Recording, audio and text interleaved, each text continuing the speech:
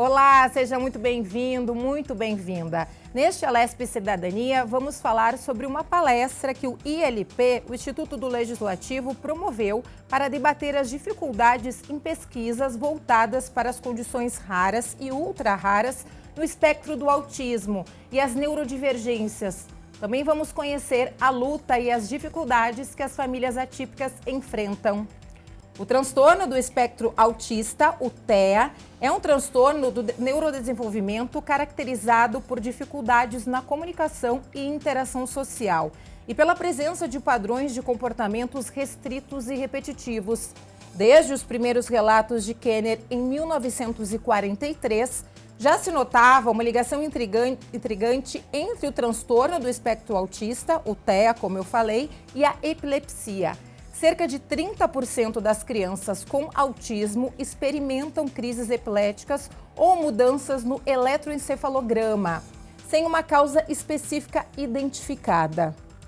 No entanto, ainda não está claro se as crises são causa ou apenas coexistem com o autismo. Existem diversas razões para o autismo e a epilepsia ocorrerem simultaneamente.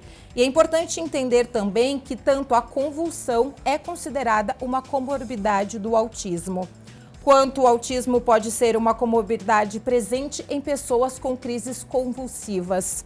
O evento que a gente falou do ILP aqui na Alesp, ele reuniu representantes da sociedade civil, pública, do poder legislativo, da classe científica e dos operadores do direito, a fim de apontar as principais dificuldades de fomento de pesquisas para condições raras e ultra-raras do espectro do autismo. Também trouxe um alerta para aumentar a conscientização sobre o tema, para sensibilizar as agências de fomento públicas e privadas e para buscar sugestões de soluções para a implementação de políticas para a questão, especialmente focadas nas soluções e respostas científicas em saúde para essas populações. Então, para falarmos mais sobre esse assunto, recebemos aqui no estúdio o Dr. Caio Robledo, médico geneticista, ele que vai explicar para a gente todos esses detalhes. Muito obrigada, Dr. Caio, pela sua presença. Obrigado. E também recebemos, e falamos de forma remota com a presidente do Instituto DEA-F1, que também vai explicar o que é o Instituto, e mãe atípica, a Ana Karine Bittencourt. Ana, muito obrigada pela sua participação aqui conosco. Obrigada, Priscila. Obrigada, Alesp, aí, pela oportunidade. Muito obrigada. Doutor, eu adiantei muitas questões que envolvem o TEA, o espectro do autismo, e eu queria que o senhor explicasse, a gente começasse a falar sobre essa questão, porque às vezes o autismo ele é confundido com outras doenças, até por essas questões de convulsão, epilepsia. Como que funciona o diagnóstico para uma criança? Porque normalmente o diagnóstico acontece ainda quando a criança é muito pequena, doutor? Justamente, um assunto importantíssimo e bem complexo, Você viu muitos termos diferentes, muitas associações. Acho que o primeiro ponto é esse, Identificação do transtorno do espectro autista. O transtorno do espectro autista, na verdade, é um grupo bem amplo de quadros que atrapalham a criança no neurodesenvolvimento. E, às vezes, a primeira manifestação é muito precoce mesmo, na verdade, na maioria das vezes. Com uma dificuldade de manter o contato visual, o atraso de aquisição da comunicação verbal, atraso para falar a primeira palavra, dificuldade de socialização. E o primeiro passo é a família. É importantíssimo que a família observe o comportamento da criança. E se houver alguma alteração que fuja um pouquinho do habitual para a idade, é importante primeiro conversar com o pediatra. Poxa, acho que a criança ela tem uma questão aqui que precisa de uma avaliação mais aprofundada. E a gente, na verdade, tem vários especialistas que trabalham com questão do neurodesenvolvimento, desde pediatras, mas também os neurologistas, os psiquiatras infantis que vão avaliar juntamente com a equipe multidisciplinar, com psicólogos, fonoaudiólogos, fisioterapeutas, se a criança ela tem algum quadro do desenvolvimento e se eventualmente ela se enquadra, de acordo com as características clínicas dentro do espectro autista.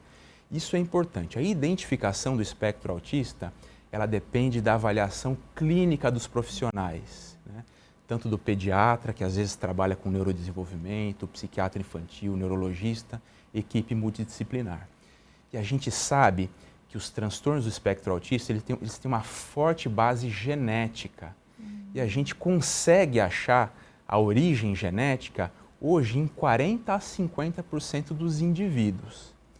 E olha que coisa, Algumas variações genéticas, elas vão atrapalhar o neurodesenvolvimento, né? A criança às vezes vai ter essa alteração do neurodesenvolvimento do espectro autista, só que às vezes algumas alterações genéticas também vão atrapalhar a condução neuronal e causar epilepsia. Por isso essa sobreposição. Na genética, nós vemos tanto o espectro autista como as epilepsias, manifestações às vezes de um único evento, né? Isso varia de indivíduo a indivíduo. Às vezes um indivíduo A ele pode ter alteração em um gene que vai se manifestar exclusivamente com o espectro autista.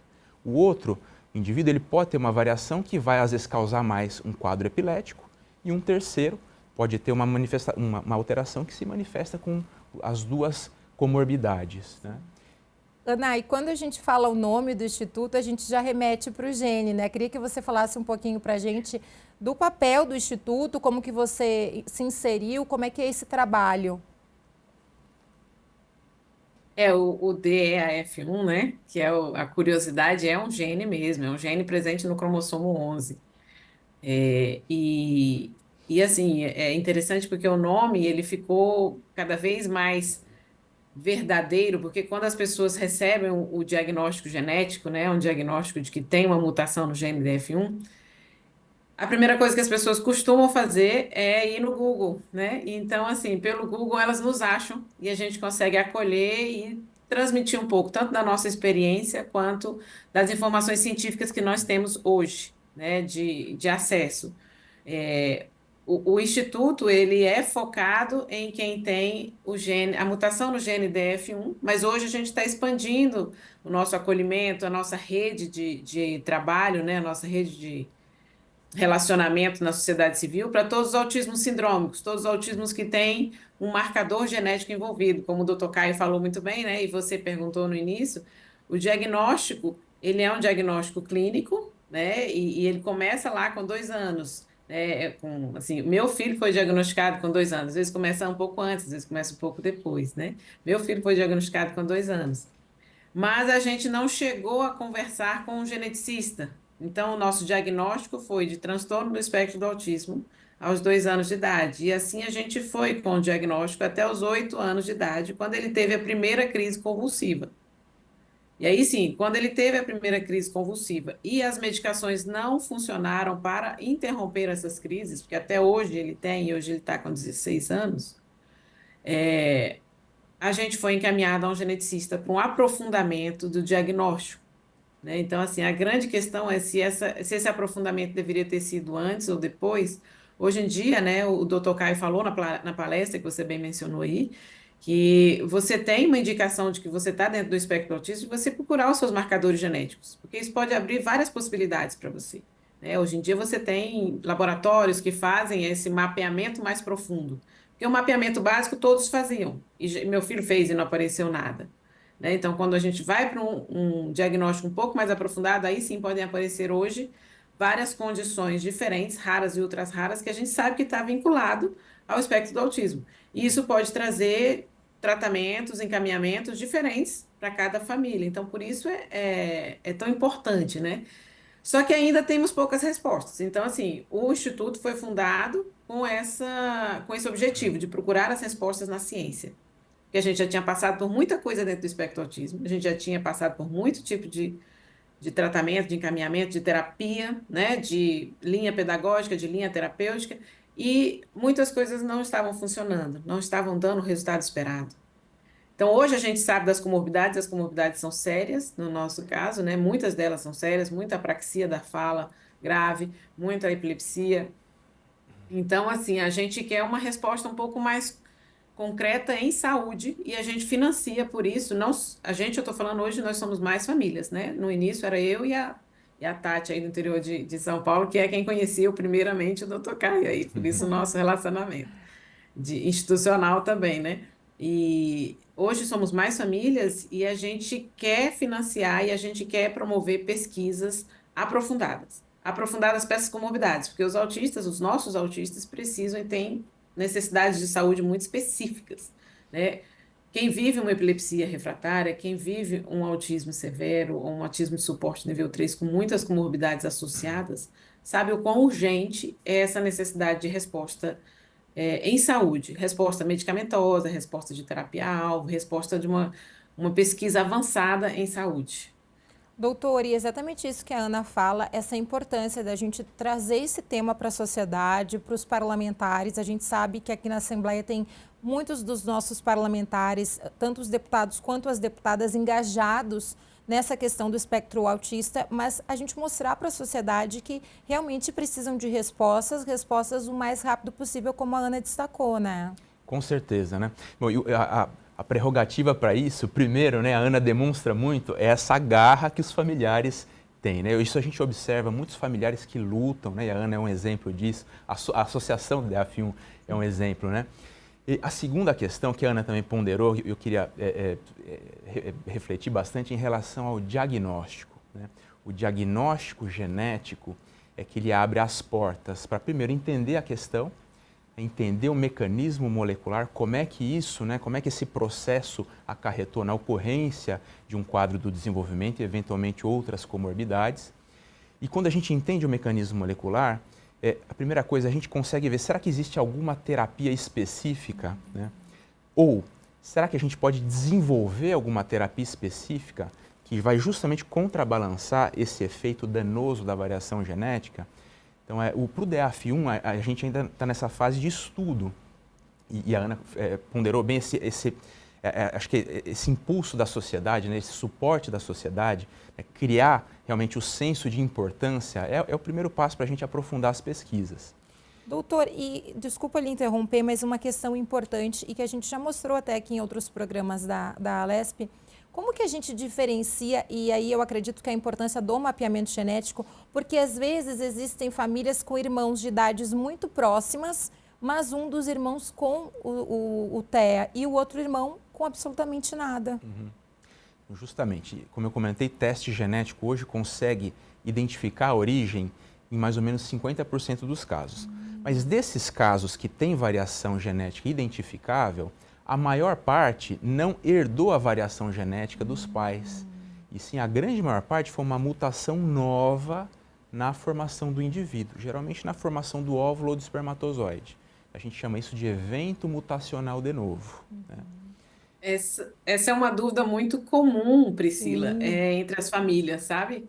Porque, e entre todas as famílias dentro do espectro do autismo, né? Fala assim, eu não tenho nada, então eu não preciso investigar geneticamente meu filho, né? Porque se eu não tenho na família nenhum caso, né? Que é diferente de quando você tem alguma suspeita, né? Sempre aquela pergunta básica, tem alguém na família e tal? Mas existe uma diferença entre hereditário e genético. Nem sempre é igual. O genético pode ser herdado ou não, que é o que o Dr. Caio falou. Por exemplo, o caso do meu filho não é herdado. Né? No meu mapeamento genético não tem, no mapeamento genético do pai não tem nada. Mas o caso dele tem, que é o que o doutor acabou de falar, né? Um espermatozoide ou um óvulo teve uma mutação simples, uma troca de letrinha, que só Sim. pega numa coisa avançada, e esse ganhou a corrida. Então, esse é o meu filho, né? Então, assim, é importante dizer isso porque ainda existe entre as famílias a coisa assim, existe o medo, né, de fazer um mapeamento genético e ter uma coisa genética, ter um diagnóstico genético, né? Será que ainda vem todas aquelas dúvidas, né? A culpa é da mãe, a culpa é do pai? Não tem nada disso, Sim. entende? Não existe culpa, existe, pelo menos no Instituto a gente tenta focar, vamos buscar uma solução para isso. Vamos buscar uma resposta para isso, vamos buscar um encaminhamento para isso. Agora a gente sabe onde que está a questão. Vamos buscar qual é a compreensão química disso, qual é a compreensão biológica disso. E nisso, o envolvimento das famílias acaba, como diz o doutor Caio muito bem, né? Tentando empurrar a ciência. Justamente. E um detalhe importante também, o teste genético, ele abre a possibilidade da pessoa se planejar melhor, por exemplo, ter um outro filho. Porque se o evento for de novo, né, se a alteração genética não for herdada, de maneira geral, a chance de ter um segundo filho com o mesmo quadro é muito baixa. Geralmente menor que 1%. Existem exceções. Por isso que é importante sempre determinar qual variação, em qual gene e tudo mais. E se a variação, eventualmente, for herdada, hoje nós temos técnicas de reprodução assistida que permitem diminuir o risco de um segundo filho ter aquela variação familiar. Isso já é uma coisa factível, né?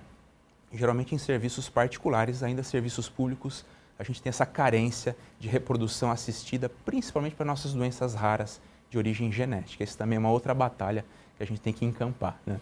Doutor e Ana, e quando a gente fala dessa questão do TEA, é muito importante, assim como outros transtornos, espectros, enfim, a família aceitar logo esse diagnóstico, né? Porque aí, depois que tem essa aceitação do diagnóstico, acredito eu, é muito mais fácil o tratamento, a convivência, até a qualidade de vida dessa criança. E a Ana acho que pode começar explicando pra gente, ela que tem um filho já agora adolescente, aí quase adulto, né, Ana? É,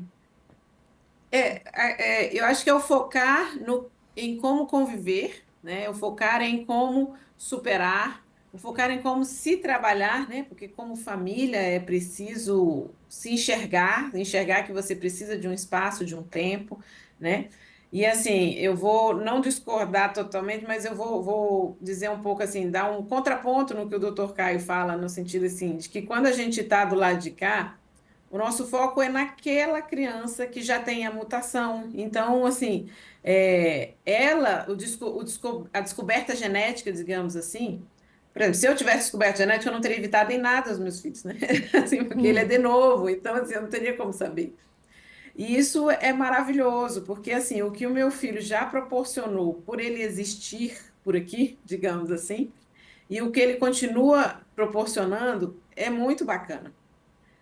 Mas é claro que eu precisei passar por todo um processo, né, de aceitação dessa realidade, de aceitação de ter ajuda, né, de ter muita ajuda, de também conviver com o preconceito, que ele vai existir, e de que esse convívio com o preconceito e com esse aceitar as ajudas vai fazer com que eu e toda a minha família, não só eu, porque, e não só o meu outro filho, que também não tem diagnóstico, né, é neurotípico, ou os meus pais, ou os vizinhos, todo mundo passe a ter uma visão diferente da vida. E isso é uma visão diferente do sofrimento, é uma visão diferente das consequências de saúde, é uma visão diferente do que se pode fazer com isso daqui, que eu acabei de descobrir, né? De que forma eu vou encarar isso? O que eu vou fazer com isso? Mudar a genética, por enquanto, eu ainda não consigo. Depois, com o Dr. Caio, ele vai conseguir, com fé em Deus, as coisas vão Vamos acontecer. batalhar, né? Então, a gente vai chegar a mudar a genética. Mas enquanto eu não mudo a genética, o que eu posso fazer? Né? E aí, por isso, o Instituto veio para dar apoio. A gente troca muita informação entre a gente. A gente troca informação sobre sintomas e etc. e tal, o que está acontecendo, medicação, terapia, etc, etc. A gente cria uma rede fantástica. E aí eu posso falar um pouco, né, do espectro do autismo como um todo. A gente acaba virando uma família expandida, que a gente se reconhece com os outros. Então, assim, tudo isso passa por esse momento de aceitação, sim. Porque enquanto você não aceita, né, que tem um diagnóstico, que tem uma condição diferente, você acaba tentando ver padrões se encaixando onde não há um padrão definido. E aquilo ali, às vezes, traz um pouco de sofrimento. Mas eu acho que não deveria haver padrões definidos para muita gente, né? Ou para ninguém, talvez. Mas a gente tem isso na sociedade culturalmente, né? Então, assim, quando você aceita que você está em um outro universo, aí você vê que tem outras pessoas também nesse universo, né? E aí, se você vai para o genético, em que você tem um micro-universo dentro desse grande universo, aí começa a ser bem útil essa troca de informação. Eu acho que buscar a rede de apoio, buscar as associações, buscar as famílias, é uma das coisas que mais enriquece pós-aceitação, né, do diagnóstico. Eu não sei se eu te respondi, Priscila, ou não, ou se eu desviei seu assunto. Super respondeu. Eu até vou fazer essa colocação para o doutor Caio. E a gente percebe, né, doutor, a importância do engajamento da sociedade nessa questão do espectro autista e também com essa fala da Ana, a importância da rede de apoio e de cada vez mais as famílias que têm uma criança, um adolescente com espectro autista que teve esse diagnóstico se encontrarem para ter essa troca, né? Com certeza, né? Primeiro que é importantíssima essa aceitação para até se iniciarem as terapias de reabilitação. Sem o engajamento da família, né, a gente tem um nível grande de falta nas terapias, né? Esse não engajamento atrapalha todo o desenvolvimento da criança, que tem necessidades específicas mesmo. E a segunda questão, para as doenças raras e ultra-raras, é importantíssimo realmente esse convívio entre as famílias, porque a ciência não conhece muitas vezes esse espectro de manifestações dos quadros mais raros. E a gente vai aprendendo justamente na observação do relato da família, né, dos amigos, quem está cuidando. Isso é importantíssimo até para o avanço científico, para a gente mapear melhor quais são as possíveis complicações, quais são as manifestações que podem eventualmente aparecer e para auxiliar outras pessoas no mundo que vão ter, às vezes, uma variação no mesmo gene. É aí que a gente constrói a ciência a partir dessa observação e contato próximo com a família e com os cuidadores. Doutor, e quando a gente fala do espectro autista, essa pergunta eu também vou fazer para a Ana, para ela dar o exemplo, a experiência dela. A gente sabe que existem diversos níveis. Em algumas pessoas, algumas crianças, pode se manifestar com os quadros de convulsão, epilepsia. Em outras crianças não tem essa manifestação, mas aí pode afetar a fala, o desenvolvimento. Queria que o senhor falasse um pouquinho para a gente. Não, com certeza. O transtorno do espectro autista é um grupo muito amplo de condições. Então, a gente tem centenas de causas genéticas e dependendo de onde houver essa variação genética e qual é a função daquele gene, a gente vai ter, às vezes, uma única manifestação, às vezes, múltiplas manifestações. Eu vou dar alguns exemplos, né? Por exemplo, a gente já comentou, a gente tem vários genes cujas alterações elas vão se manifestar no indivíduo com transtorno do neurodesenvolvimento e também epilepsia, né? Nós temos outros genes que se houver alteração, a pessoa pode ter transtorno de espectro autista e, por exemplo, um risco elevado para câncer. A gente tem um quadro que se chama síndrome de Cowden, com um risco extremamente elevado para câncer de mama, tireoide e outros eventos, né? Eu tenho uma paciente com síndrome de Cowden que já está no 4º câncer ao longo da vida e ela tem também transtorno do espectro autista. Nós temos variações genéticas que podem se manifestar com o quadro do desenvolvimento e arritmia cardíaca ou cardiomiopatia, outras com baixa estatura, má formação congênita de órgãos, né? Então, as manifestações elas são extremamente variáveis e elas vão depender de qual dos genes que tem a variação, né? Importante que em muitos casos, né, em 50%, o teste genético não acha a causa. Não acha. Por que não acha a causa? 50% a 60% a gente não acha, porque, primeiro, a gente tem gene que a ciência não sabe para que serve. Então, dos 22 mil genes humanos, a gente só sabe a função de mais ou menos 7 mil.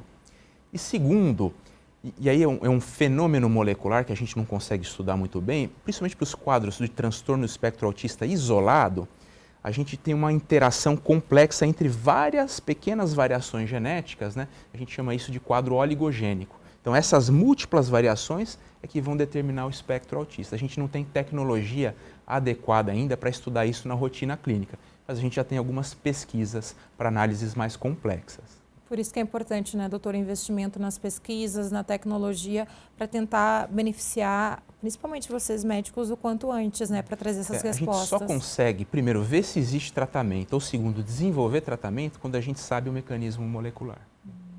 Ana, e eu vou perguntar a sua experiência, né, nesse caso aí, que você contasse um pouquinho sobre a história do seu filho. Obrigada, Priscila, pela... Assim, eu fico, vamos dizer assim, muito envolvida, né? A gente é naturalmente os pais, não só eu, como todos os pais em geral, os pais e mães, né? Nessa questão, então, hoje a gente tem o suporte nível 1, suporte nível 2, suporte nível 3, que é o que você começou aí com, que o Dr. Caio falou muito bem, né, dessa questão de subgrupos dentro do autismo, são muitos, múltiplos. Mas quando a gente está aqui como pai e mãe, digamos assim, a gente acaba tendo sempre, quando a gente recebe o diagnóstico, né, a gente quer que seja o suporte nível 1, que é o que precisa de menos suporte, que é o que consegue se inserir socialmente e desenvolver suas habilidades do dia a dia com mais facilidade, né? Não que não necessite de um suporte, o suporte nível 1 precisa do suporte também, certo? Mas é diferente, o suporte nível 1 precisa de menos, o suporte nível 2 é o intermediário, o suporte nível 3 é o que precisa de mais suporte. O meu filho, essa esperança de que ele chegasse ao suporte nível 1, ela existia desde o início, né? E eles existiam. Eu preciso admitir para a gente mesmo que a gente quer que ele seja suporte nível 1. Mas com o passar do tempo, a gente acaba vendo que, eu acabei vendo, né, que as coisas tinham avanços e regressos, avanços e regressos. E isso vai mostrando a necessidade do aprofundamento do diagnóstico de novo, né? E, e aí sim, até que em um determinado momento ele estava no suporte nível 3 com muito clareza para mim e para toda a sociedade, para todo o pessoal de suporte, né? São os terapeutas, as professoras, né? As professoras da escola. Então a gente sabia que era um suporte nível 3, mas a gente nunca desconfiou que ele fosse um sindrômico, que houvesse uma síndrome associada ao que ele tem. E isso acontece com muitas famílias aqui no Instituto que a gente recebe. E a gente recebe famílias do Brasil inteiro, a gente recebe famílias do mundo inteiro. Então as histórias se repetem muito. Aqui, o meu filho começou a convulsionar com 8 anos de idade. Tem famílias que as crianças começam a convulsionar cedo, tem famílias que a criança já não era mais criança quando começou a convulsionar, Sim. tinha 26 anos de idade. Entende que teve a sua primeira crise e aí começou a ter outros sintomas e aí foi buscar se era um sindrômico ou não, né? Então, assim, o desgaste, né, ele é meio que inevitável, né, porque você vai ter que passar por essa história de tentar o que há por aí para o espectro do autismo sem funcionar, entre aspas, tá certo? Porque é um suporte necessário, sim, para o desenvolvimento da família, para o desenvolvimento da criança, para o desenvolvimento do adolescente. Não estou aqui desmerecendo de forma alguma o suporte terapêutico, o suporte, né, de uma psicoterapia, de uma fisioterapia, de uma fonoaudiologia, mas quando você tem uma clareza de quadro mais cedo, você pode buscar técnicas específicas dentro da psicoterapia, técnicas específicas dentro da fisioterapia, técnicas específicas dentro da fonoaudiologia, por exemplo, né? Então, assim, é como se você soubesse, assim, não é que você vai dizer, você é suporte nível 3 e assim vai estar para todo sempre. Não, é porque dentro do suporte nível 3, por exemplo, que é o mais grave, que às vezes não tem uma oralização, e aqui é uma coisa que acontece muito no DF1, mas acontece muito na Pitt Hopkins, por exemplo, também, você fica mais tranquila como família, né, em começar a comunicação alternativa mais cedo. Sim.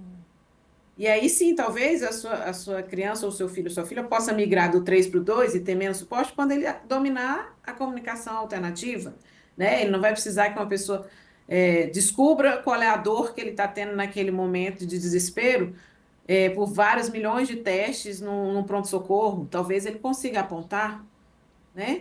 Então, assim, e por fim, né? Aqui no Instituto a gente quer entrar lá no gene e alterar o gene, entendeu? A gente quer uma terapia gênica mesmo, porque a gente sabe que muitas outras condições ultra raras e raras estão sendo beneficiadas com esse avanço de pesquisa.